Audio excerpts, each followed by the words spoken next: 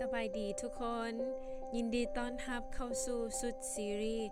ที่มีชื่อว่าคำถามที่ถูกถามหลายที่สุดคำถามสำหรับมื้อนี้แม่นผู้คนมักจะสร้างความหวังจากหยังความหวังมีความหมายว่าการเชื่อว่าอนาคตของพวกเขาจะดีกว่าทุกมื้อนี้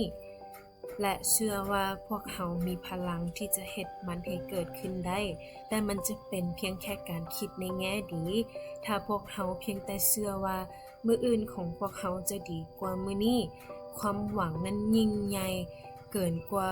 การเบิ่งโลกในแง่ดีเท่านั้นแต่มันยังรวมไปถึงการลงมือเฮ็ดเพื่ออนาคตที่ดีขึ้นอีกด้วยเหตุผลที่พวกเขาเว้าได้ว่าถ้าบ่มีการเบิ่งโลกในแง่ดีพวกเขาก็จะยังสามารถสู้ต่อได้แต่ถ้าบ่มีความหวังพวกเขาก็จะพ่ายแพ้ความหวังประกอบด้วย3องค์ประกอบที่สำคัญดังนี้เป้าหมายวิธีการไปหาเป้าหมายและความตั้งใจที่จะบรรลุเป้าหมายพวกเขาต้องการความชัดเจนเกี่ยวกับสิ่งที่พวกเขาต้องการจะบรรลุและความเข้าใจถึงขั้นตอนที่จำเป็นเพื่อที่จะไปถึงจุดนั้นและความหลงไหลตลอดการเดินทางก็คือเฮามักจะสูญเสียความตั้งใจเมื่อพบว่าบ่มีศักยภาพเฮ็ดมันและเบิ่งคือบ่มีความเป็นไปได้มันมักมีคำกล่าวว่าถ้ามีความตั้งใจก็จะมีหนทางแต่จะมีความตั้งใจได้แนวใดในเมื่อเบิ่งคือจะบ่มีทางเป็นไปได้เลยในพระคัมภีร์ไบเบิล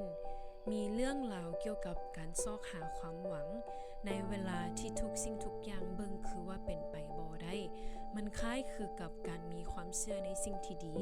ถึงแม้ในช่วงเวลาที่ยากลำบากที่จะเห็นสิ่งนี้ได้มาจากการไว้วางใจพระเจ้า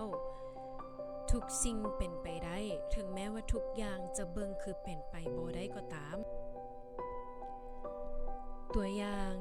เรื่องของสายผู้หนึ่งชื่อดาวิดผู้ที่ได้ฆ่านักรบยักษ์ชื่อโกลิอาทดาวิดบ่ได้เป็นทหารแต่เราไว้วางใจในพระเจ้าและได้เอาชนะยักษ์โกลิอาทด้วยกระทุนและก้อนหินดังนั้นท่านจะวางความหวังของท่านไว้บนใดในตัวท่านเองหรือในพระเจ้าท่านอยากรู้จักพระเจ้าแห่งความหวังบ่